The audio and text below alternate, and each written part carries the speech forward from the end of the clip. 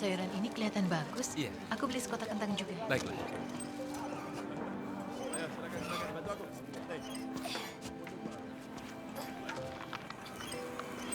Sini, ya, terus. Ya.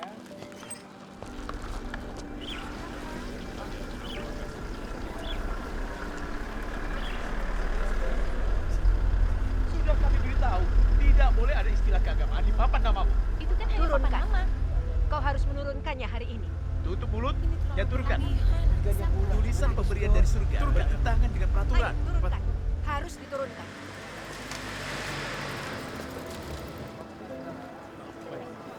Hei, ada apa di sana? Ayo, mari kita lihat.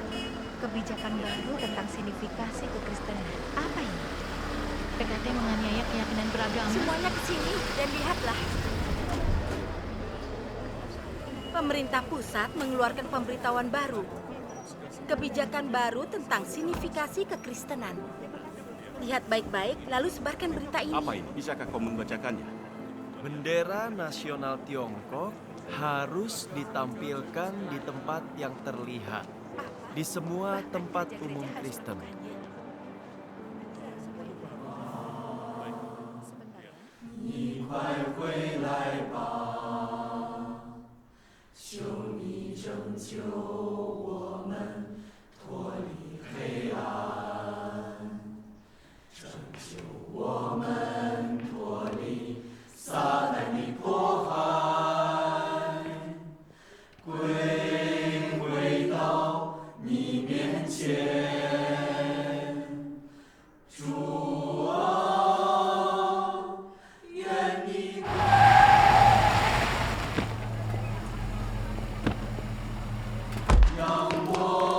Biro urusan agama datang.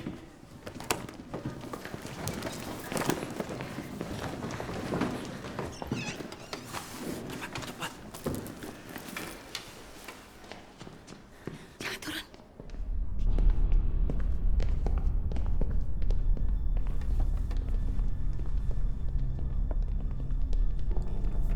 Tugas urusan agama kesini lagi. Pasti ada sesuatu.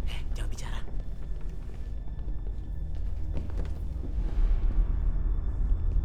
Di mana Pendeta Shu? Dia tidak datang. Dia masih belum datang.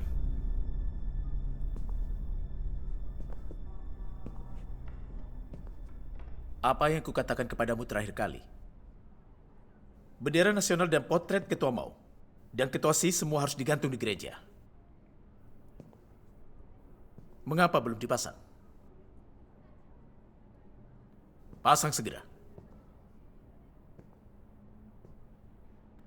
Direktur Si, undang-undang tidak mengatakan kami harus menggantung potret ketua Si. Bukankah memajang foto pemimpin ateis artinya meminta kami untuk menyembah berhala? Alkitab berkata, kami hanya boleh menyembah Tuhan, bukan berhala. Jadi kau, Aku tidak peduli apa yang tertulis di Alkitab. Kalian orang percaya di Tiongkok harus mengikuti kebijakan nasional dan aturan pemerintah. Jika kalian tidak menggantung potret ketua seperti yang dikatakan pemerintah, artinya kalian melanggar hukum dan gereja kalian akan ditutup. Pendeta Su. Kami belum melanggar hukum. Pemerintah punya hak apa? Tepat sekali. Mereka sangat tidak masuk akal. Pendeta Su sudah datang.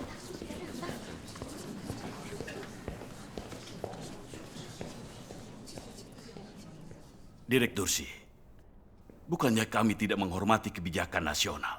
Gereja adalah tempat menyembah Tuhan. Tidaklah pantas untuk menggantung potret ketua.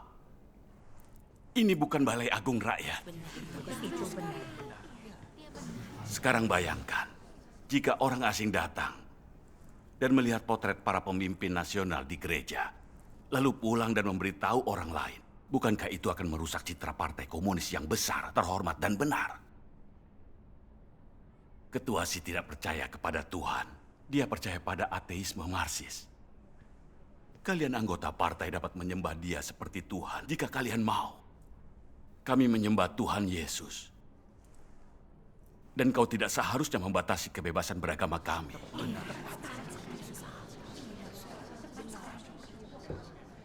Menggantung potret adalah ciri khas kekristenan yang tersignifikasi. Gereja-gereja lain menggantungnya. Dan kau harus melakukan hal yang sama. Ini berlaku nasional. Dan bukankah dikatakan dalam Alkitab bahwa mereka yang berkuasa ditetapkan oleh Tuhan? Kau harus menaati mereka. Ini juga menaati Tuhan. Apa kau bahkan tidak mengerti itu? Gereja mana di luar negeri yang memajang foto pemimpin nasional mereka? Benar. Bukankah ini tuntutan yang tidak masuk akal? Benar. Aku tidak peduli apa yang dilakukan gereja di luar negeri. Memiliki kepercayaan di Tiongkok berarti menggantung potret ketua Si. Ini kebijakan nasional. Gereja yang tidak patuh, semuanya disegel dan dilarang. Gantung itu. Ayo, sekarang. Direktur Si, ini bukan masalah yang mendesak. Aku perlu mendiskusikannya dengan mereka. Tidak. Jika tidak dikerjakan hari ini, gereja ini akan ditutup. Atas dasar apa ini? Ini si Rani. Cepat, gantung sekarang. Ayo lakukan sekarang. Cepat. Lebih cepat lagi. Tidak bisa. Cepat. Gantung itu. Baiklah, lakukan. Kerjakan sekarang juga. Pendeta Su, kita tidak boleh menggantungnya. Tidak boleh. Ini pelanggaran di mata Tuhan. Benar. Pemerintah mengharuskannya. Mau bagaimana lagi? Bagilah, itu saja. Jangan digantung kalau kau tidak keberatan. Gereja ditutup.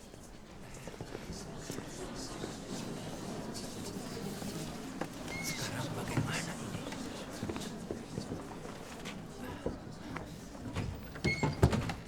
Gantung lebih tinggi. Lebih lurus. Itu miring.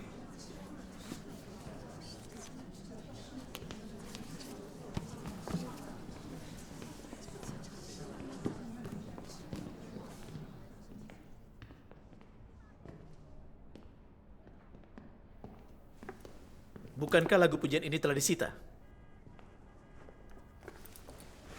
Kalian menyanyikan lagu kebangsaan di sini? Ya, tentu saja. Baiklah. Kalau begitu nyanyikan sekarang. Mari kita dengar seberapa baik kalian menyanyikannya. Nyanyikan.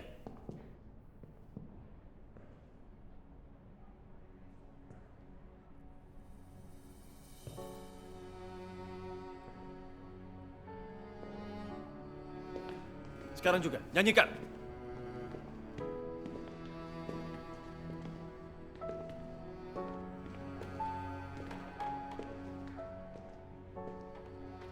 Saudara-saudari, bernyanyilah bersamaku. Mari kita bernyanyi bersama Pendeta Su. Bernyanyi bersama. 起来， Mari kita mulai. 起来，不愿做奴隶的人们，把我们血肉注入我们心的长城。中华民族到了。 Kau juga ikut bernyanyi.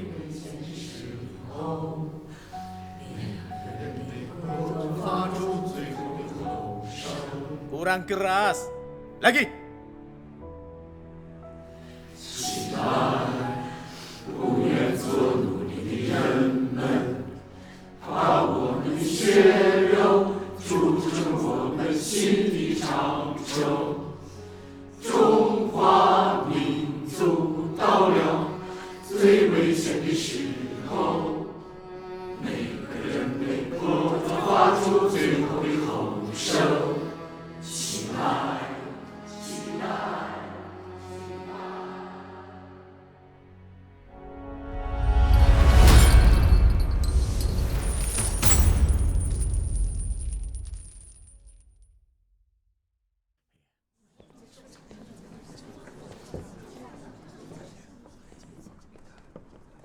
Pendeta Su, sekarang kita mengibarkan bendera dan menyanyikan lagu kebangsaan. Bicara semangat Kongres Rakyat Nasional ke-19 dan pemikiran Xi Jinping. Ini menggelikan. Masihkah ini kepercayaan kepada Tuhan? Bukankah ini kepercayaan pada Partai Komunis? Partai ini merobohkan gereja, menurunkan salib, menangkap dan menganiaya orang Kristen di mana-mana. Mereka ingin memusnahkan kekristenan sepenuhnya. Dan kita baru saja tunduk kepada mereka. Bukankah itu bodoh? Iya, tepat. Kurasa kita sendiri penyebabnya. Sejak awal, aku bergabung dengan gereja 3 pendirian karena aku takut dan malu. Kukira aku akan boleh percaya kepada Tuhan Yesus dan mendapat perlindungan pemerintah. Tidak kusangka, Partai Komunis hanya ingin mengulur waktu.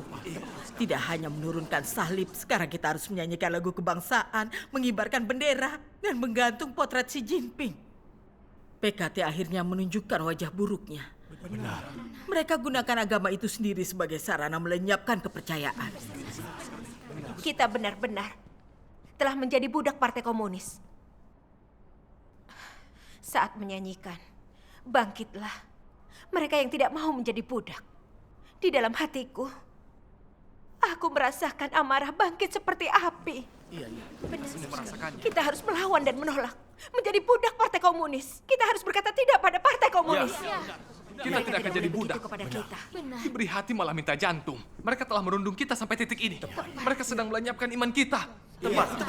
Jika tidak bisa beribadah di gereja, akan kulakukan di rumah. Dengan ibadah seperti ini, aku tidak akan datang lagi. Ayo, pergi. Ini memalukan. Saudara-saudari, aku mengerti perasaan kalian. Tetapi aku tidak berdaya.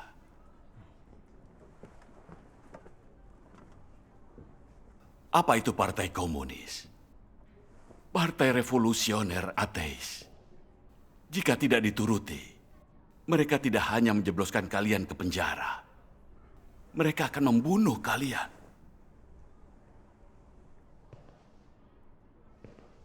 Lihatlah semua gereja rumah itu.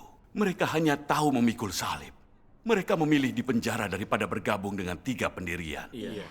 Khususnya Kilat dari Timur. Begitu banyak yang telah dijatuhi hukuman. Dibuat cacat atau tewas dihajar. Iya. Apakah Tuhan sungguh berkenan dengan iman seperti itu? Jika kalian dianiaya hingga mati sebelum mendapat kehidupan, apakah itu mempermuliakan Tuhan? Dapatkah kalian memasuki kerajaan surga seperti itu?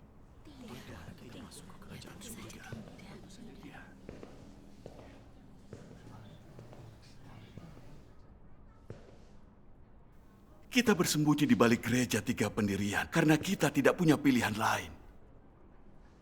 Tuhan Yesus mengajar kita, jadilah cerdik seperti ular dan tulus seperti burung merpati. Saat kita mengibarkan bendera dan menyanyikan lagu kebangsaan, kita sedang bersikap cerdik. Tuhan melihat ke dalam hati kita. Selama kita tidak menyangkal namanya atau mengkhianatinya dan tetap kuat sampai akhir, kita akan diselamatkan. Amin. Pendeta Su melakukan ini untuk melindungi gereja. Jika gereja ini ditutup, di mana kita akan berkumpul? Jadi bagaimana ini? Menurutku, kita harus mendengarkan Pendeta Su. Kita harus cerdik dalam berurusan dengan PKT. Tidak ada cara lain untuk menyelamatkan gereja ini. Menyembah berhala di gereja adalah pelanggaran di mata Tuhan. Tepat sekali. Pendeta Su, mematuhi PKT adalah sebuah kesalahan. Bagaimana kalau kita mempertimbangkan jalan gereja rumah? Apa?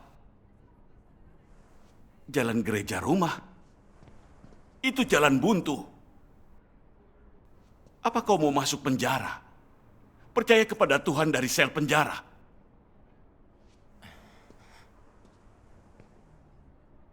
Bodoh. Baiklah, terima kasih. Terima kasih banyak. Ini, aku beli pelindung layarnya. Ya, baiklah.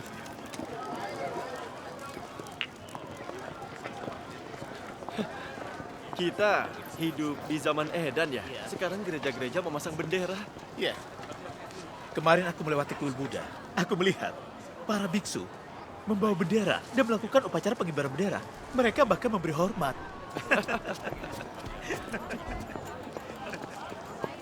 Silakan, saya urus segalanya.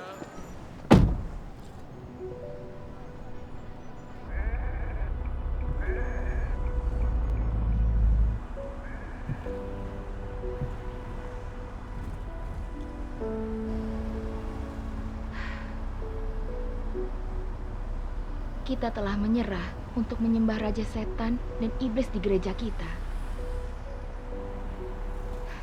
Jika ini terus berlanjut, dan Tuhan datang kembali, dapatkah kita diangkat ke dalam kerajaan surga?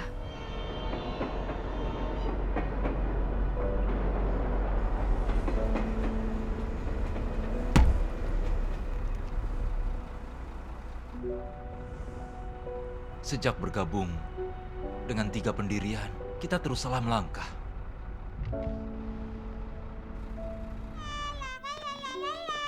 Pelan-pelan.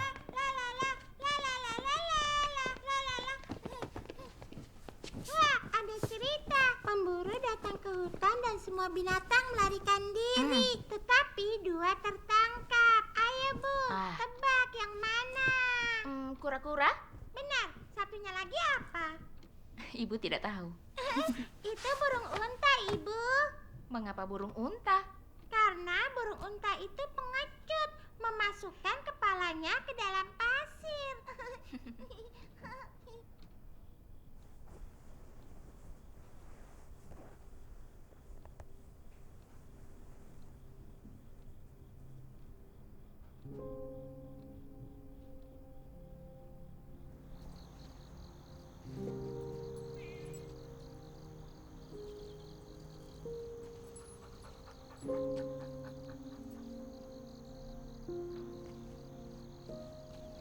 Ini kebijakan nasional. Semua gereja di negara ini harus menurunkan salib mereka. Jika kalian tidak menurunkannya, kami akan merobohkan gereja kalian. Kalian punya hak apa? Ini, kenapa menurunkan salib kami? Cukup. Tapi kenapa? Duduk.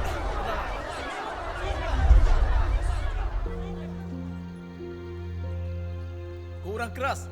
Lagi.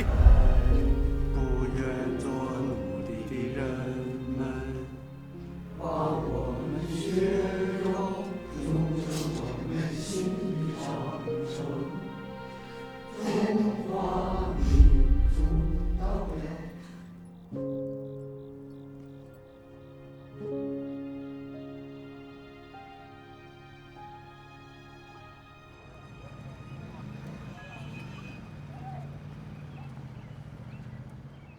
Halo, Halo. Nyonya Zhang. Hai.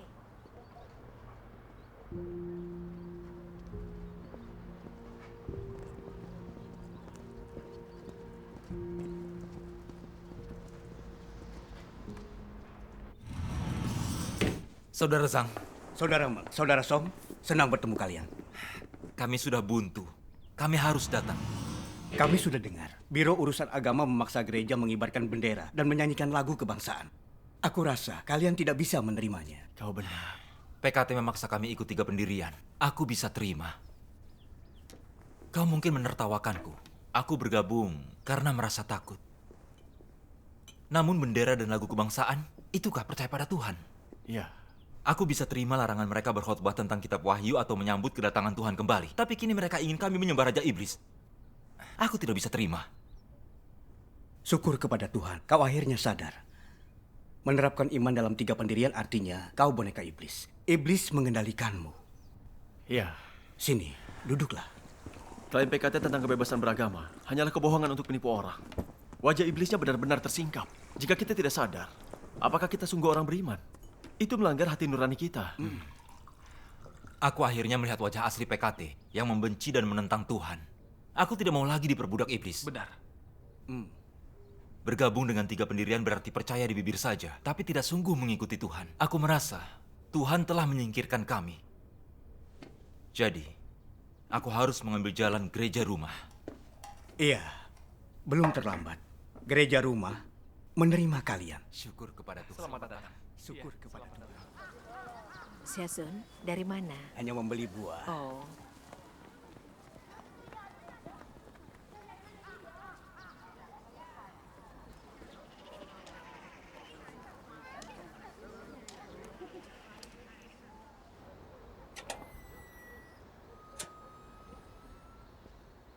Keluarlah. Sampai jumpa.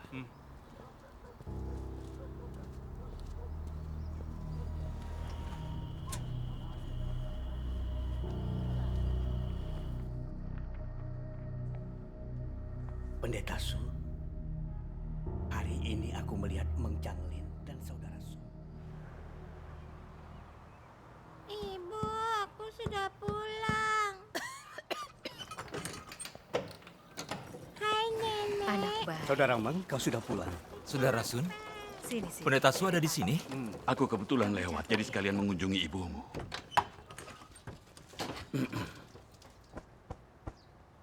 Ayo, Xiaoyu. Kerjakan PR-mu ya. Ayo, Xiaoyu. Ibu akan membantumu. Kami masuk ke dalam.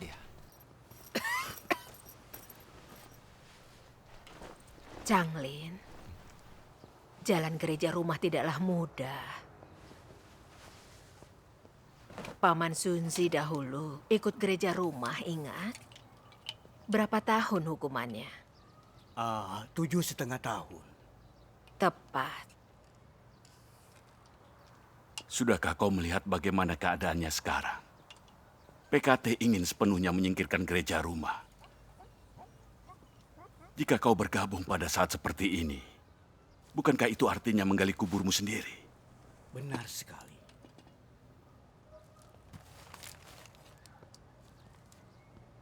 Jika tidak untuk dirimu sendiri, tidak bisakah kau memikirkan ibu dan putrimu?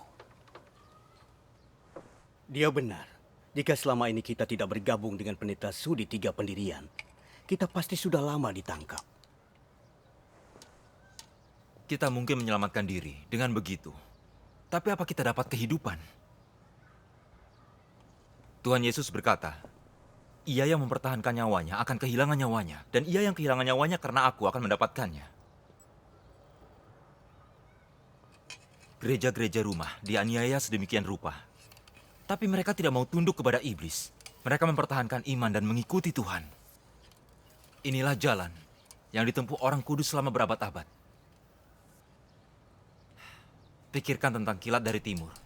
Aku tidak tahu bagaimana awalnya. Tapi kudengar, mereka sangat ditekan dan dianiaya PKT. Meski begitu, mereka tetap menyebarkan Injil dan menjadi saksi. Lihatlah jalan mereka. Lalu lihatlah keadaan kita. Ini menyedihkan. Semua gereja 3 pendirian telah menjadi pusat indoktrinasi pemikiran Xi Jinping. Masihkah Tuhan mengakui kita saat dia kembali?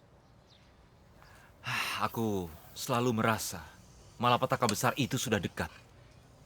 Seakan Tuhan telah meninggalkan dan menyingkirkan kita. Bukankah kita mengikuti kebijakan mereka agar tidak berurusan dengan mereka? Iya. Lagi pula, mengambil jalan 3 pendirian dan mematuhi rezim memiliki dasar Alkitabiah. Bagaimana itu bisa salah? Apa yang dikatakan dalam Roma 13 ayat 1? Hendaklah setiap orang tunduk kepada kekuasaan yang lebih tinggi, karena tidak ada kekuasaan yang tidak berasal dari Tuhan. Kekuasaan yang ditetapkan dari Tuhan. Melakukan ini sejalan dengan ajaran Alkitab. Sudah benar Pendeta Su menuntun kita ke jalan 3 pendirian. Itu sesuai Alkitab. Pendeta ditetapkan Tuhan.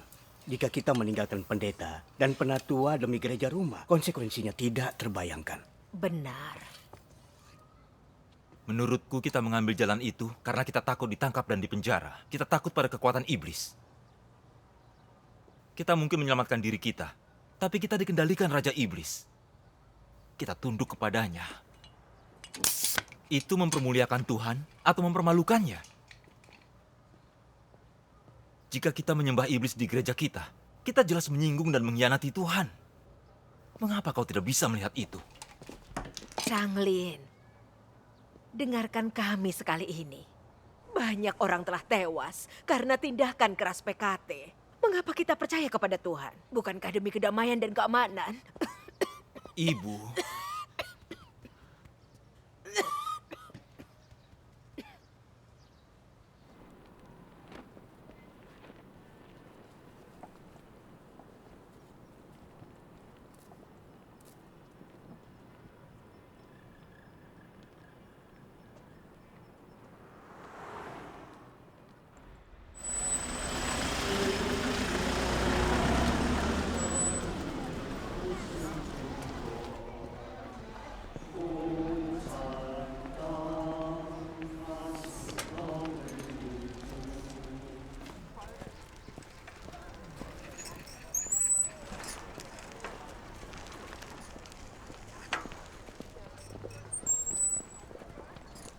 Changlin, Jiang, kapan kau kembali? baru saja. Pantas, aku tidak bisa menemukanmu. Kau bersembunyi di luar kota. Iya, aku tidak hanya menghindari penangkapan. Aku juga mengunjungi sejumlah gereja rumah beberapa tahun ini. Aku sangat sibuk, tidak sempat pulang. Hei, bagaimana kabarnya di sini? Jangan tanya. Dalam ibadah gereja 3 pendirian, hanya ada pembicaraan dangkal Alkitab. Kau tidak bisa mendapatkan apapun. Kini kami harus mengibarkan bendera, menyanyi lagu kebangsaan, dan menyembah Raja Setan. Gereja itu menjadi pusat indoktrinasi partai komunis. Jika kami tidak kembali ke gereja rumah, kami akan menjadi ateis. Aku terlalu keras kepala. PKT tidak memberiku pilihan. Akhirnya aku melihat wajah buruk setan dengan jelas. Setelah lebih dari 1 dekade di gereja 3 pendirian, aku belum mendapatkan apapun. Para pendeta dan penatua sungguh mencelakakan kami. Kalian akhirnya sadar, ini hal baik. Duduklah. Tuhan Yesus berkata, dan siapa yang tidak memikul salibnya dan mengikuti aku, ia tidak layak bagiku. Ia yang mempertahankan nyawanya akan kehilangan nyawanya, dan ia yang kehilangan nyawanya karena aku akan mendapatkannya. Diberkatilah mereka yang dianiaya karena kebenaran, karena kerajaan surga milik mereka. Amin. Kita semua telah sering membaca firman Tuhan ini. Tetapi berapa banyak orang yang sungguh dapat memikul salib dan mengikuti Tuhan? Renungkanlah. Ketika Tuhan Yesus menampakkan diri dan bekerja, mengapa begitu banyak orang Yahudi tidak berani mengikuti Dia? Bukankah karena takut ditangkap? Agama Yahudi pada waktu itu sama seperti gereja 3 pendirian yang dikelola pemerintah sekarang ini. Pada masa itu, agama Yahudi diakui pemerintah Romawi dan tidak dianiaya. Tetapi apa yang terjadi pada akhirnya? Mereka semua ditinggalkan Tuhan. Sementara mereka yang mengikuti Tuhan Yesus dan meninggalkan segalanya, mereka adalah gereja rumah pada masa itu. Mereka menderita banyak penganiayaan, tetapi mendapatkan keselamatan Tuhan, memahami beberapa kebenaran tentang iman, belajar, mengikuti Tuhan, dan menjadi saksi, dan menerima berkat dan bimbingan Tuhan. Dengan 3 pendirian, apakah itu sungguh iman dan mengikuti Tuhan? Mereka harus menuruti PKT dalam segala hal, bahkan membantu PKT memantau gereja rumah. Benar. Mereka tahu betul harus menyembah Tuhan Yesus, namun tetap mengibarkan bendera, menyanyi lagu kebangsaan, mematuhi PKT. Ini memalukan bagi orang Kristen. Di kota ini, lebih dari 40 orang percaya baru-baru ini meninggalkan gereja mereka dan bergabung dengan gereja rumah. Dengan demikian lolos dari kontrol pemerintah. Ini masalah yang sangat serius. Memang benar. Saya tekankan sekali lagi. Para staf gereja dari setiap gereja harus meningkatkan edukasi mengenai kebijakan beragama. Sangat penting untuk memahami tren ideologi setiap orang percaya, memahami perubahan dalam pemikiran mereka, dan dengan segera melakukan pekerjaan pemikiran politik yang relevan. Sangat penting. Kita harus membimbing mereka dengan sabar dan saksama, menuntun mereka keluar dari teisme dan membuat mereka percaya pada sains dan partai. Sehingga seiring berjalannya waktu, mereka jadi mencintai partai dan negara. Baru kemudian kita dapat sepenuhnya menyingkirkan kepercayaan beragama, mengubah Tiongkok menjadi negara ateis. Memastikan semua orang Tiongkok percaya, cinta, dan selamanya mengikuti partai. Dan mencapai tujuan besar demi memastikan kekuasaan abadi partai. Setelah dipikirkan kembali, kami sungguh menyimpang dari jalan Tuhan. Kami hanya mendengarkan pendeta dan penatua dan mematuhi kebijakan dan arahan PKT. Namun sama sekali tidak menaati firman Tuhan. Kita terus mengkhianati ajaran Alkitab. Benar. Kami sungguh menentang dan mengkhianati Tuhan. Benar. Sekarang aku sudah jerah. Dalam iman, kita harus mendengarkan firman Tuhan dan mengikutinya, bukan mendengarkan atau mengikuti manusia. Jalan yang diambil orang kudus di masa lalu itu benar. Jika tidak memikul salib dan mengikuti Tuhan, kita tidak layak menjadi muridnya. Aku sudah lama mengetahui ayat ini, tetapi ini pertama kalinya aku mengerti firman Tuhan adalah kebenaran. Iya, Ketika kita mengikuti dan bersaksi untuk Tuhan, kita dianiaya dan ditangkap iblis. Tetapi, jangan meremehkan pengalaman itu, karena ada pelajaran di dalamnya. Saat kita mengandalkan Tuhan, dibimbing Tuhan, kita bisa melihat perbuatan Tuhan, memahami kehendak-Nya, dan melihat bagaimana Dia memimpin dan menyelamatkan orang. Ini sebabnya melewati penderitaan dan pencobaan sebenarnya adalah berkat Tuhan. Katakan, jika kita takut ditangkap dan dipenjara, ingin kenyamanan dan keamanan, hidup dengan hina, bisakah kita mendapatkan kebenaran atau kehidupan? Bisakah kita mendapatkan perkenanan Tuhan? Kita harus meninggalkan iblis, lepas dari perbudakannya, dan ikut Tuhan dengan iman penuh agar hati kita merasa damai dan sukacita. Dengan begini dan menyambut Tuhan sesuai firman-Nya, kita dapat menemukan jalan. Iya. Apakah aku benar? Syukur kepada Tuhan. Pendeta Su. Ketua. Kami telah mendengar bahwa orang-orang tertentu di gerejamu sangat menentang kebijakan agama pemerintah. Kami sudah tahu siapa mereka dan kami sedang menyelidiki situasinya. Suatu keharusan bagimu untuk membantu kami mencari tahu masalah dengan orang-orang ini. Aku harap kau jangan pasif. Ketua memang benar. Ada 2 orang yang tidak mau mendengarkan. Tetapi masalahnya sudah diatasi.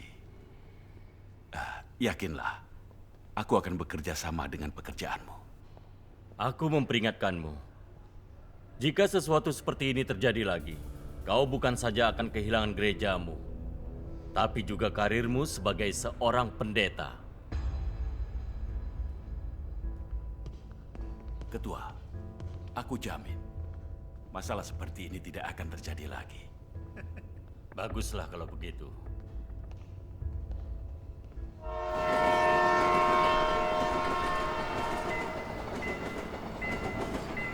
Bergabung dengan gereja rumah bukan hal yang mudah. Bukankah kita butuh izin, Pendeta Su? Mengapa kita butuh itu? Ikut pendeta penatua artinya memasang bendera, menyembah raja setan. Ini menghancurkan kita. Untuk apa mendengarkannya? Saudara Mang, aku akan datang. Iya, baiklah. Sampai jumpa lagi.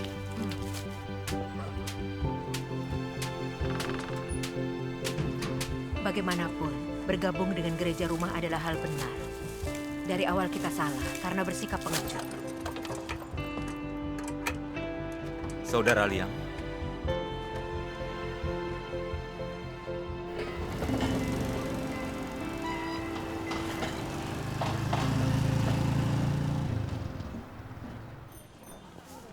pergilah.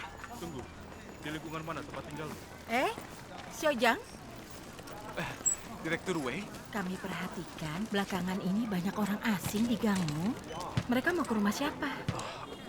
Rumah siapa?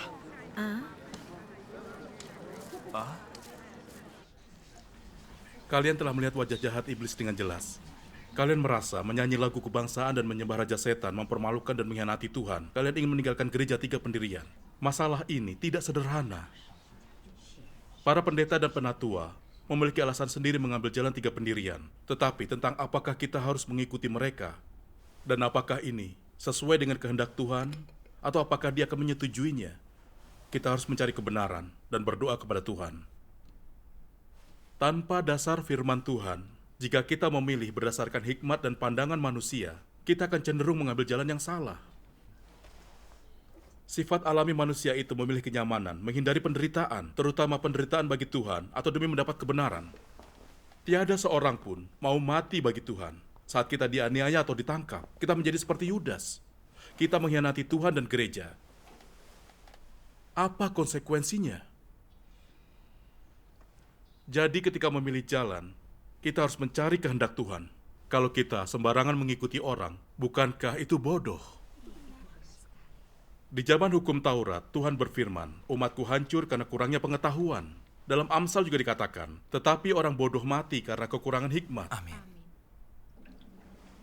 Jika ingin kebenaran dan kehidupan di bawah pemerintahan jahat Partai Komunis, kalian harus mempertaruhkan hidup, menukarnya dengan hidup kalian.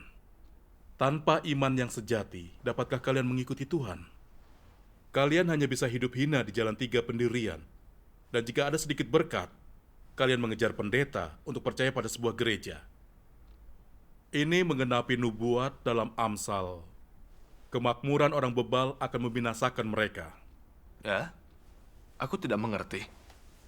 Ada dasar Alkitabiah bagi pendeta yang memimpin kita ke jalan 3 pendirian. Selain itu, pendeta dan penatua ditetapkan Tuhan. Bagaimana bisa salah mengikuti mereka? Iya, apanya yang salah? Benar tidaknya pendeta dan penatua ditetapkan Tuhan, tidak ditentukan perkataan manusia. Kita harus mengikuti firman Tuhan. Apakah Tuhan Yesus pernah mengatakan mereka ditetapkan Tuhan? Apakah Roh Kudus pernah mengatakan itu? Tidak. Ketika Tuhan Yesus menampakkan diri dan bekerja, para pemimpin agamalah yang menantang dan mengutuknya, menyalibkannya ke kayu salib. Benar. Jika para pendeta dan penatua membawa kita ke jalan yang benar untuk mengikuti Tuhan dan mendapat peneguhan dari pekerjaan Roh Kudus, tidak ada salahnya mengikuti mereka. Jika mereka menuntun kita menyerah kepada iblis dan menyembah Raja Setan, masihkah kalian mengatakan para pendeta dan penatua itu ditetapkan Tuhan? Bukankah ini terang-terangan menyesatkan dan merugikan orang? Ya benar, ini menyesatkan. Ini tepat sekali. Kebanyakan pendeta dan penatua di dunia keagamaan adalah lulusan sekolah tinggi teologi. Mereka para teolog profesional, mengandalkan teologi untuk gaji mereka. Mereka sama sekali bukan pengikut Tuhan. Kebanyakan pendeta dan penatua hanya percaya pada sains, bukan pada mukjizat ilahi. Beberapa bahkan tidak mengakui pembuahan ilahi Tuhan Yesus. Mereka itu orang tidak percaya. Terutama para pendeta di gereja 3 pendirian. Sebagian profesor di sekolah partai komunis, lainnya ahli di Institut Marxisme-Leninisme, lainnya staf agama yang meneliti Alkitab untuk Front Persatuan. Kebanyakan dari mereka anggota partai. Atau kalaupun bukan, mereka agen partai. Orang-orang ini menyebut diri mereka pendeta, dan mereka ditanam partai di semua gereja untuk menafsirkan Alkitab. Bisakah kalian mengatakan bahwa mereka ditetapkan Tuhan? Jelas sekali mereka ditetapkan PKT. Bagaimana bisa orang mengatakan itu perbuatan Tuhan? Jika kita bersikeras para pendeta yang ditetapkan PKT itu ditetapkan oleh Tuhan, dan menaati mereka artinya menaati Tuhan, bukankah itu penghujatan? Bukankah kita memutarbalikkan fakta dan mencampur adukan kebaikan dan kejahatan? Benar. Benar sekali. Orang-orang ini menyukai status dan pengaruh. Mereka serakah seumur hidupnya, dan lebih suka mematuhi rezim jahat demi melindungi diri mereka sendiri. Bisakah kita benar-benar menaati gembala palsu seperti itu? Tidak bisa. Benar. Renungkan tentang ini. Ini sangat serius. Itu menyangkut apakah kita bisa memasuki kerajaan surga. Para pendeta dan penatua sungguh munafik. Gembala palsu yang tunduk kepada kekuatan iblis. Kami dibingungkan selama bertahun-tahun. Kami pikir mereka ditetapkan Tuhan dan mau saja mengikuti dan menaati mereka. Tepat. Kami pikir menaati mereka artinya menaati Tuhan. Kami buta tanpa memahami kebenaran. Ini menggenapi firman Tuhan. Dan jika orang buta memimpin orang buta, keduanya akan terperosok ke dalam parit. Sebagai orang percaya, kita harus mendengarkan firman Tuhan Yesus dan mengikutinya. Jangan sampai kita dibohongi gembala palsu untuk menyembah Raja Setan dan Iblis. Tuhan Yesus berkata, bukan setiap orang yang memanggilku Tuhan, Tuhan yang akan masuk ke dalam kerajaan surga, melainkan dia yang melakukan kehendak Bapa-Ku yang di surga. Amin. Jadi apa artinya melakukan kehendak Bapa? Kita perlu mendengarkan firman Tuhan Yesus dan menerapkannya. Itulah yang disebut pengikut. Jika kita mendengarkan PKT dan mengikuti para gembala palsu, apakah kita melakukan kehendak Tuhan? Tidak. Bukankah kita terang-terangan menentang dan mengkhianati Tuhan? Iya. Persekutuan ini benar-benar mencerahkan.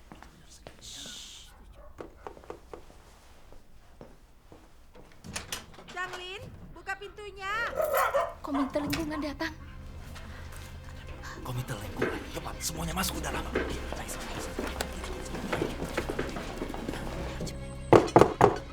Janglin, buka pintunya. Kursinya.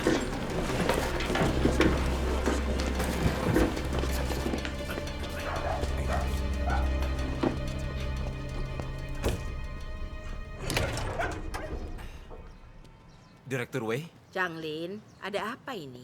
tadi aku tidak mendengarmu. Tadi kau kedatangan tamu ya? Oh, beberapa teman datang sebentar tapi sekarang sudah pergi. Sudah pergi? Iya. Teman macam apa mereka? Mereka orang percaya ya? Saudara-saudari dari gereja datang untuk mengunjungi ibuku. Oh, aku mengira kau keluar dari gereja dan mulai mengadakan pertemuan di rumah.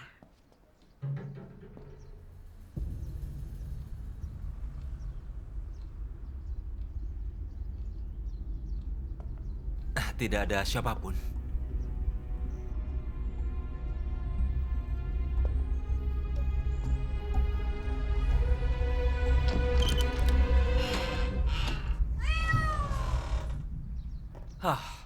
Lihatlah kelakuan kucingku itu. Changlin, Ya. bergabung bersama 3 pendirian adalah pilihan tepat. Jika kau mengadakan pertemuan pribadi di rumah, itu melanggar hukum. Benar. Iya. Baiklah, mari kita pergi. Tidak perlu mengantar kami.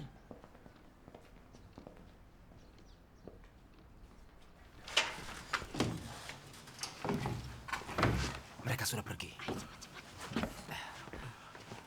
Tidak aman mengadakan pertemuan di sini. Mari kita cari tempat lain. Bagaimana kalau di rumahku? Tentu, iya. Hati-hati. Iya. Jaga diri baik-baik. Hati-hati. Sampai jumpa. Hati-hati.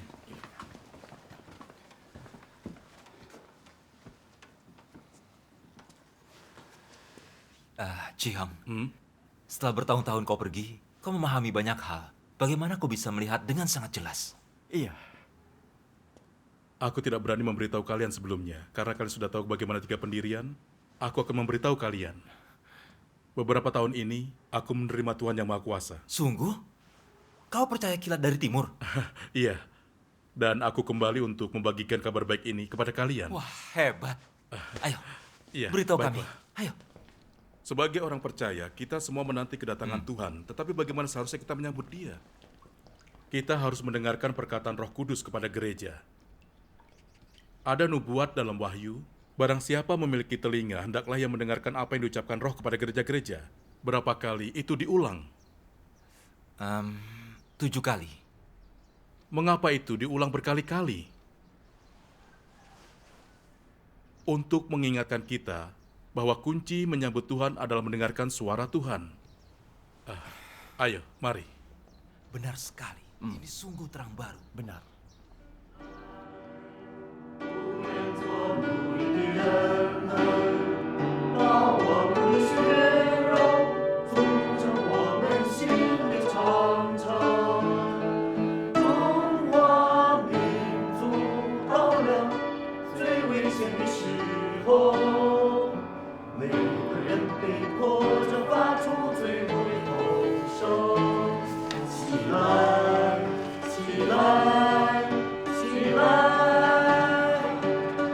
Berhenti. Kalian harus lebih ceria. Berusahalah bernyanyi dari hati. Hari Nasional hampir tiba. Para pejabat akan menyaksikan kita tampil. Jika kita terlihat sedih, kita akan merusak suasana Hari Nasional. Biar kita rusak saja. Aku tidak mau menyanyi lagi. Mengapa kita melakukan ini? Sudahlah, kita nyanyikan seadanya saja. Aku masih ada pekerjaan di rumah. Baiklah kalau begitu, kita latihan terakhir kali. Sekali saja. Ayo. Ayo, terakhir kali. Ayo. Baiklah, siap?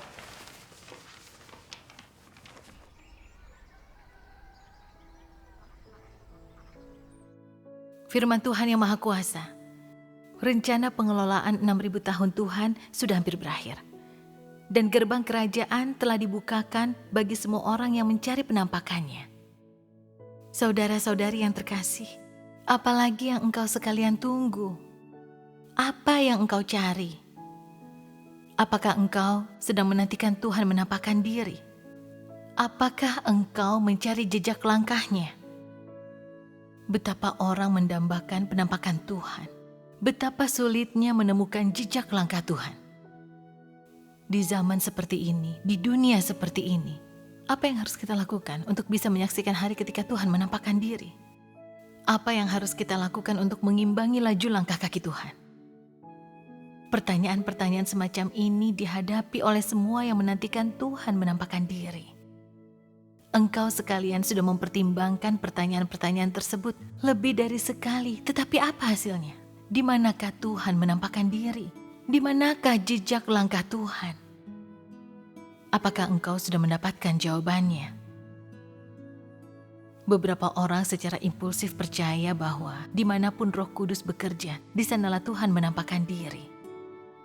Atau jika tidak begitu, mereka percaya bahwa dimanapun ada tokoh-tokoh rohani, disitulah Tuhan menampakkan diri. Atau jika tidak begitu, mereka percaya bahwa dimanapun ada orang-orang tersohor, disitulah Tuhan menampakkan diri. Untuk sementara ini, mari kita kesampingkan dahulu benar atau salahnya kepercayaan-kepercayaan itu. Untuk menjelaskan pertanyaan semacam itu, pertama-tama kita harus memiliki tujuan yang jelas. Kita sedang mencari jejak langkah Tuhan. Kita tidak sedang mencari tokoh rohani, apalagi mengejar tokoh ternama, melainkan sedang mengejar jejak langkah Tuhan. Karena kita mencari jejak langkah Tuhan, maka kita pun harus mencari kehendak Tuhan, firman Tuhan, perkataan Tuhan. Sebab, dimanapun ada firman baru yang diucapkan Tuhan, suara Tuhan ada di sana. Dan dimanapun ada langkah kaki Tuhan, perbuatan Tuhan juga ada di sana. Dimanapun ada pengungkapan Tuhan, di sanalah Tuhan menampakkan diri. Dan dimanapun Tuhan menampakkan diri, disitulah kebenaran, jalan, dan hidup ada. Amin. Amin. Firman Kepada ini Tuhan. luar biasa. Iya. Sebab dimanapun ada firman baru yang diucapkan Tuhan, suara Tuhan ada di sana. Dimanapun ada pengungkapan Tuhan, di sanalah Tuhan menampakkan diri. Benar. Iya, tepat sekali. Dimanapun kita dengar suara Tuhan, bukankah artinya kita telah menerima Tuhan? Benar. Menantikan Tuhan sebelumnya, kita hanya mendengarkan pendeta dan penatua, tidak tahu harus mendengarkan suara Tuhan. Bagaimana kita bisa sebodoh itu? Iya.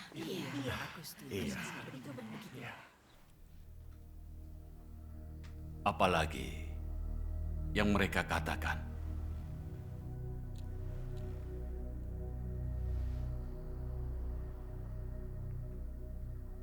Mereka berkata, kebanyakan pendeta gereja tiga pendirian adalah agen partai komunis.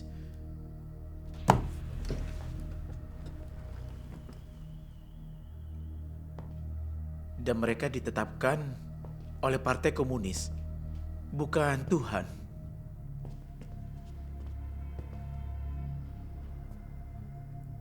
Orang-orang seperti Saudara Meng dan Saudari Feng adalah rekan kerja yang paling penting. Mereka sering memberikan persembahan. Kita akan mengalami kerugian besar jika mereka meninggalkan gereja.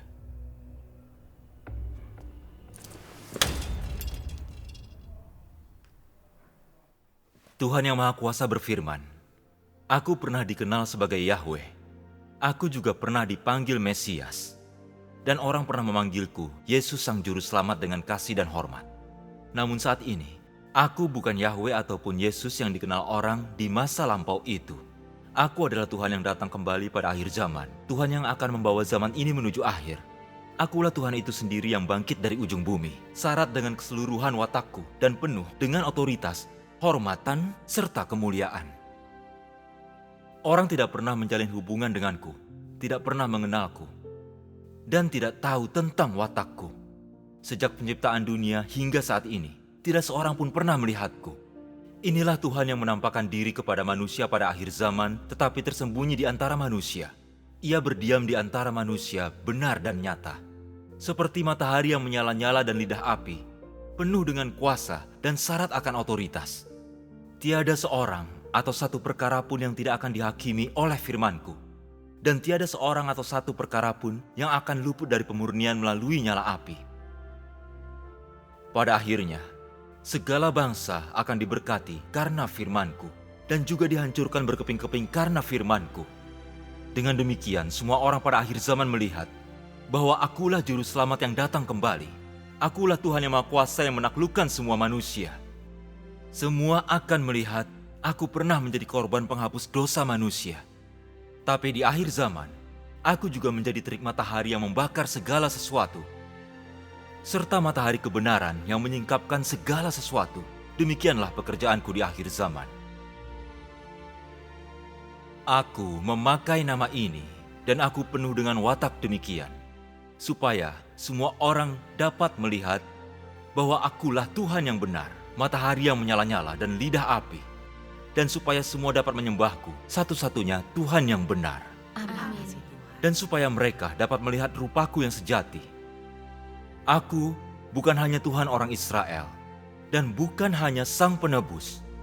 Akulah Tuhan atas segala ciptaan di seluruh langit dan di seluruh bumi dan di seluruh laut. Amin. Amin. Syukur kepada Tuhan. Syukur pada Tuhan. Celaka! Polisi datang! Polisi? Bagaimana ini? Kita harus kemana? Jangan panik.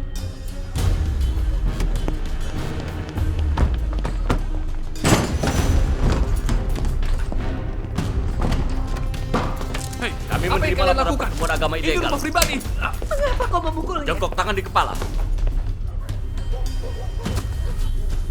Joseph, ayo.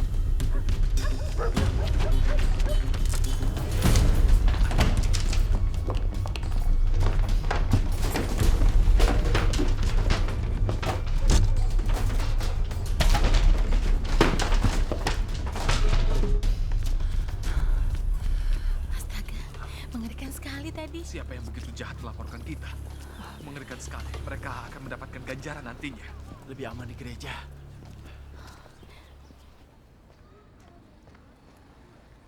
Kalau Mang Changlin kembali, suruh dia ke kantor polisi.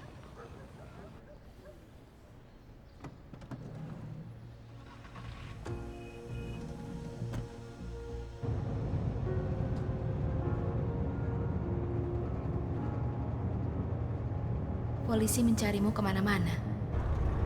Bersembunyilah di kampung halaman kami.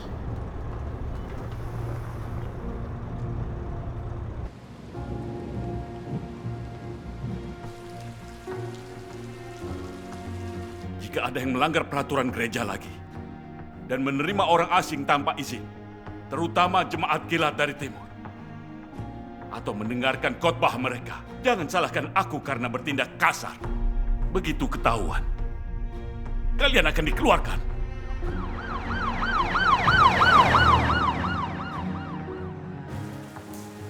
Beberapa hari terakhir ini, Pendeta Su melarang kita menyelidiki jalan yang benar, serta berhubungan dengan jemaat kilat dari timur. Dia mengatakan, siapapun yang melakukannya akan dikeluarkan. Semua orang kini merasa terkekang dan tidak ada yang berani menyelidiki.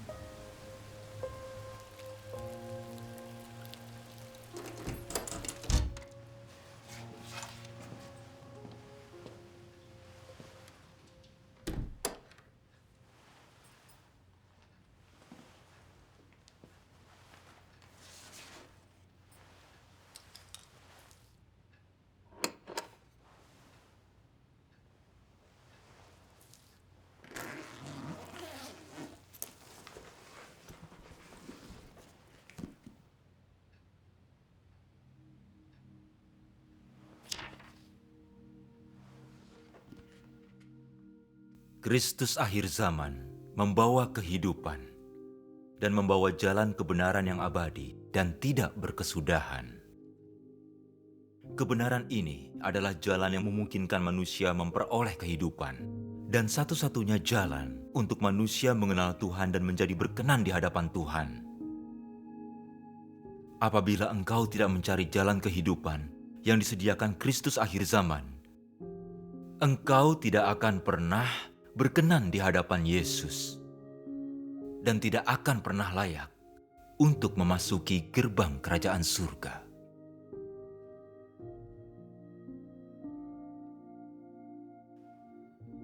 Mereka yang berharap memperoleh kehidupan tanpa mengandalkan kebenaran yang diucapkan oleh Kristus adalah orang-orang paling konyol di bumi.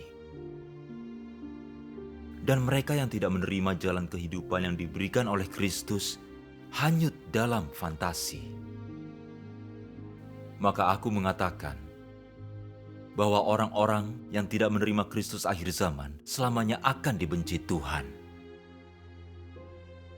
Kristus adalah pintu gerbang manusia menuju kerajaan pada akhir zaman yang tidak bisa dilewati siapapun.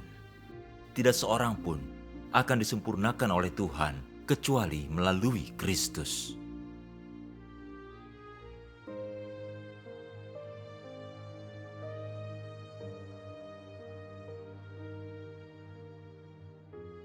Engkau percaya kepada Tuhan, karena itu engkau harus menerima firman-Nya dan mematuhi jalan-Nya. Engkau berpikir memperoleh berkat tanpa menerima kebenaran atau menerima bekal kehidupan.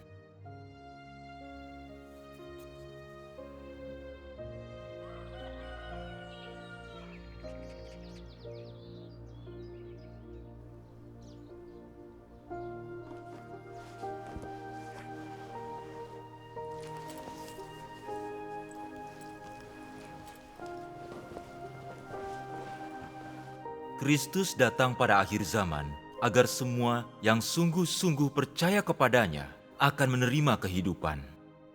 Pekerjaannya adalah untuk mengakhiri zaman lama dan memasuki zaman yang baru. Dan inilah jalan yang harus ditempuh oleh semua orang yang ingin memasuki zaman baru. Kalau engkau tidak bisa mengakuinya, malah mengutuk, menghujat, atau bahkan menganiayanya, maka engkau akan dibakar dalam keabadian dan tidak akan pernah memasuki kerajaan Tuhan. Karena Kristus sesungguhnya merupakan pengungkapan Roh Kudus, pengungkapan Tuhan, pribadi yang Tuhan utus untuk melakukan pekerjaannya di bumi. Sebab itu aku berkata, jika engkau tidak bisa menerima semua pekerjaan yang dilakukan Kristus akhir zaman, engkau menghujat Roh Kudus. Pembalasan yang akan diderita oleh mereka yang menghujat Roh Kudus tampak jelas bagi semua orang. Aku juga mengatakan kepadamu bahwa jika engkau menentang Kristus akhir zaman dan menyangkalnya, tidak ada seorang pun yang bisa memikul konsekuensinya bagimu. Selain itu, mulai hari ini engkau tidak akan memiliki kesempatan lain untuk berkenan kepada Tuhan. Meskipun engkau berupaya menebus kesalahanmu, engkau tidak akan pernah melihat wajah Tuhan. Yang engkau lawan bukanlah manusia. Yang engkau sangkal bukan makhluk yang lemah, melainkan Kristus. Apakah engkau menyadari konsekuensi ini? Engkau tidak melakukan kesalahan kecil, melainkan kejahatan yang mengerikan. Karena itu, aku menasihati semua orang agar tidak menentang kebenaran atau melontarkan kritik dengan gegabah. Karena hanya kebenaran yang bisa membawa kehidupan bagimu. Dan tidak ada satu hal pun selain kebenaran yang bisa membantumu lahir kembali dan melihat wajah Tuhan. Amin. Amin. Amin. Firman Tuhan yang Maha Kuasa sangat berharga. Ya. Kita hidup di negara yang makmur, demokratis, beradab, dan harmonis. Dan bebas menyembah Tuhan dalam lingkungan sosial yang stabil. Aku sangat bersyukur untuk ini. Tuhan memberkati Tiongkok. Amin. Kita harus mencintai negara dan gereja, mempermuliakan Tuhan dengan menolong sesama. Secara aktif menanggapi arahan Komite Pusat, berkontribusi lebih banyak pada tujuan Kongres Rakyat Nasional ke-19 dan berdoa bagi kekuatan dan kemakmuran bangsa serta kesehatan rakyat. Amin. Amin. Itu benar sekali. Benar. Ayo, hari kerja sudah usai. Baik. Ya. Untukmu ini 100. Baik, Ya, sampai jumpa. Datang lagi lain kali.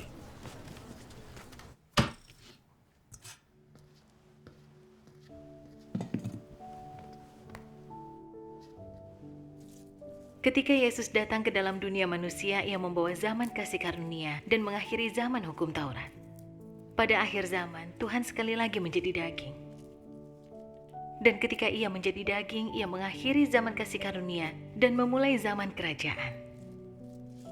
Semua orang yang menerima inkarnasi Tuhan yang kedua akan dipimpin ke dalam zaman kerajaan dan dapat menerima bimbingan Tuhan secara pribadi.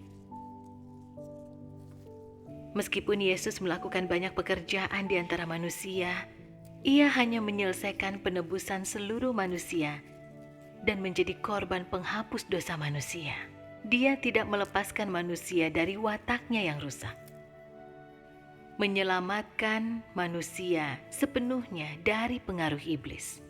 Tidak hanya membuat Yesus harus menanggung dosa manusia sebagai korban penghapus dosa, tetapi juga membuat Tuhan wajib melakukan pekerjaan yang lebih besar untuk melepaskan manusia dari wataknya yang telah dirusak iblis. Jadi, setelah dosa manusia diampuni, Tuhan kembali menjadi daging untuk memimpin manusia memasuki zaman yang baru dan mulai melakukan hajaran dan penghakiman. Pekerjaan ini telah membawa manusia ke dalam alam yang lebih tinggi.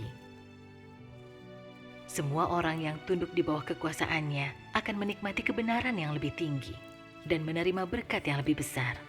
Mereka benar-benar hidup dalam terang dan akan mendapatkan kebenaran, jalan, dan hidup.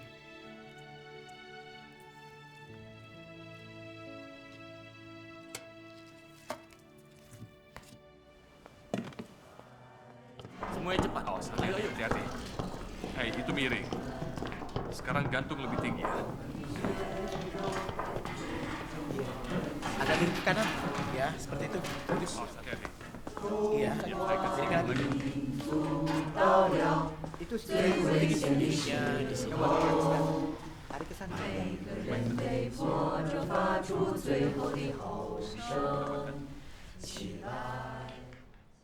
Direktur Si. Tidak perlu. Ambillah.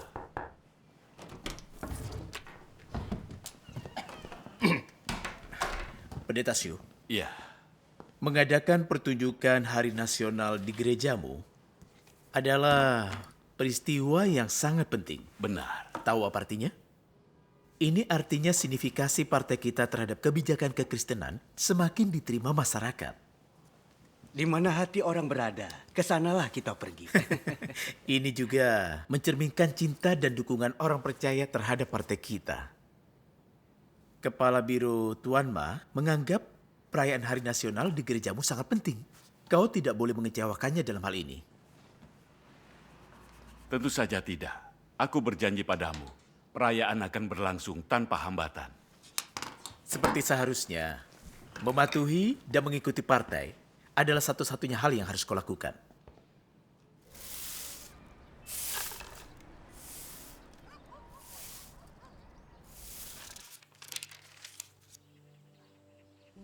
Tuhan Yang Maha Kuasa berfirman, di akhir zaman, Kristus menggunakan berbagai kebenaran untuk mengajar manusia, mengungkapkan hakikat manusia, dan membedah ucapan dan perbuatannya. Firman ini terdiri dari berbagai kebenaran. Seperti tugas manusia, bagaimana manusia harus menaati Tuhan, setia kepada Tuhan, bagaimana hidup dalam kemanusiaan yang normal, serta hikmat dan watak Tuhan, dan lain-lain. Firman ini semuanya ditujukan pada hakikat manusia dan wataknya yang rusak. Secara khusus, firman yang mengungkapkan bagaimana manusia menolak Tuhan diucapkan karena manusia merupakan perwujudan iblis dan kekuatan musuh yang melawan Tuhan. Dalam melaksanakan pekerjaan penghakimannya, Tuhan tidak saja menjelaskan tentang sifat manusia dengan beberapa kata. Dia menyingkapkannya, menanganinya, dan memangkasnya sekian lama. Cara-cara penyingkapan, penanganan, dan pemangkasan ini tidak bisa digantikan dengan kata-kata biasa. Tetapi dengan kebenaran yang tidak dimiliki oleh manusia sama sekali. Hanya cara-cara seperti ini yang dianggap penghakiman. Hanya melalui penghakiman jenis ini manusia bisa ditundukkan dan diyakinkan sepenuhnya untuk tunduk kepada Tuhan. Dan bahkan memperoleh pengenalan sejati akan Tuhan. Tujuan pekerjaan penghakiman adalah pemahaman manusia akan wajah Tuhan yang sejati dan kebenaran tentang pemberontakannya sendiri. Pekerjaan penghakiman memungkinkan manusia untuk mendapatkan banyak pemahaman akan kehendak Tuhan, tujuan pekerjaan Tuhan, dan misteri-misteri yang tidak dapat dipahami manusia. Pekerjaan ini juga memungkinkan manusia mengenali dan mengetahui hakikatnya yang rusak dan akar kerusakannya, serta mengungkapkan keburukan manusia. Semua hasil ini dicapai melalui pekerjaan penghakiman. Karena substansi pekerjaan ini adalah pekerjaan membukakan kebenaran, jalan, dan hidup Tuhan kepada semua orang yang beriman kepadanya. Pekerjaan ini adalah pekerjaan penghakiman yang dilakukan Tuhan. Amin. Amin.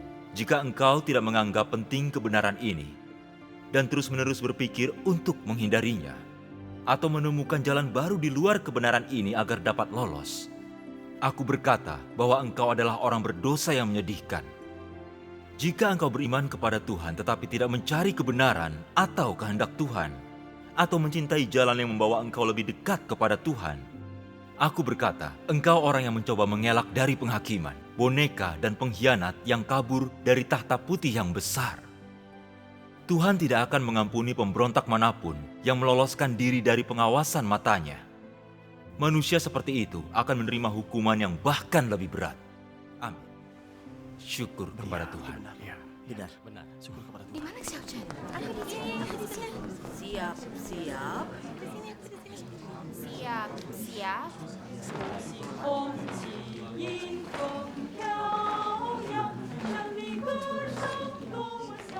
Pendeta Su, ini susunannya. Kita mulai dengan lagu kebangsaan, diikuti tarian ini. Lalu penampilan paduan suara, selalu bersama partai. Lalu kita ada perbincangan dan sandiwara komedi. Dan terakhir, penampilan paduan suara, partai ibuku tersayang. Jika kau ingin perubahan, beritahu kami. Mari kita pindahkan partai ibuku tersayang ke atas sini. Dan taruh selalu bersama partai di akhir sebagai penutup. Baiklah, kami akan mengubahnya. Baiklah.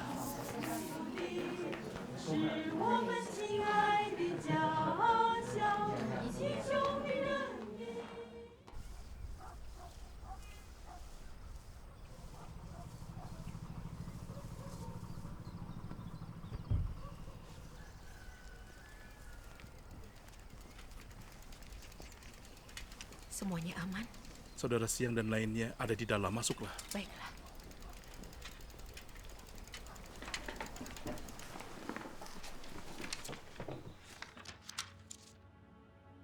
Di banyak tempat, Tuhan telah bernubuat untuk mendapatkan sekelompok pemenang di tanah Sinim.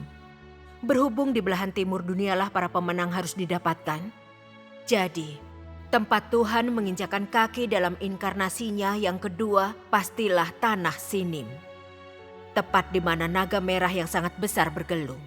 Di sana Tuhan akan mendapat keturunan naga merah yang sangat besar sehingga ia dikalahkan dan dipermalukan sepenuhnya. Tuhan ingin membangkitkan orang yang menderita sengsara, membangunkan mereka, membuat mereka keluar dari kabut dan menolak naga merah yang sangat besar. Mereka akan bangun dari mimpi, menyadari hakikat naga merah yang sangat besar, memberikan hati mereka sepenuhnya kepada Tuhan.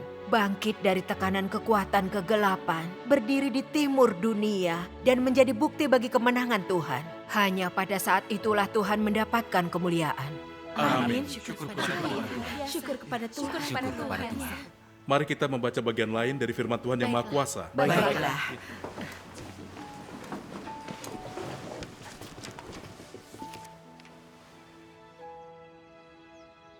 Pernahkah engkau menerima berkat yang diberikan kepadamu? Pernahkah engkau mencari janji-janji yang diberikan bagimu? Dalam tuntunan terangku, engkau semua pasti akan menghancurkan kubu pertahanan kekuatan kegelapan. Engkau tak akan kehilangan cahaya yang membimbingmu bahkan di tengah kegelapan. Engkau pasti akan menjadi penguasa atas seluruh ciptaan. Engkau pasti akan menjadi pemenang di hadapan iblis. Pada saat tumbangnya kerajaan naga merah yang sangat besar, engkau pasti akan berdiri di tengah banyak orang untuk bersaksi tentang kemenanganku. Engkau semua pasti akan teguh dan tidak goyah di tanah sini.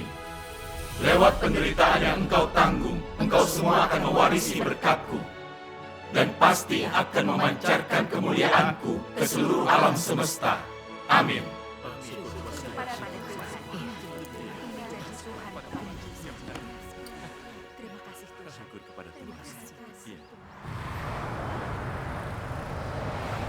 Ayo, mari makan, dimakan. Ayo, dimakan. Oh, bakso rebus dengan saus coklat. Cobalah. Ayo, mari silakan makan. Ayo, makanlah. Bagaimana? Sekali. Jangan malu. Syukur kepada Tuhan. Kalian semua telah bekerja keras dalam latihan. Pimpinan Biro Urusan Agama puas dengan pekerjaan kita. Ini untuk kesuksesan penampilan besok. Mari kita wujudkan. Ya.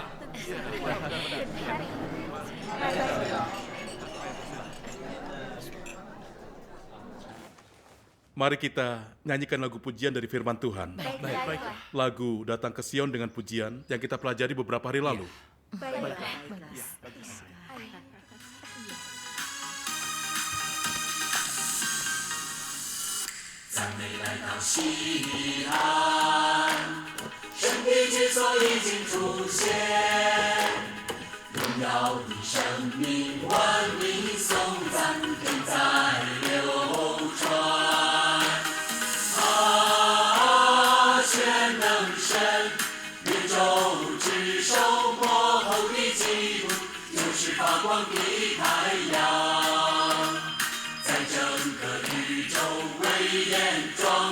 西安山上。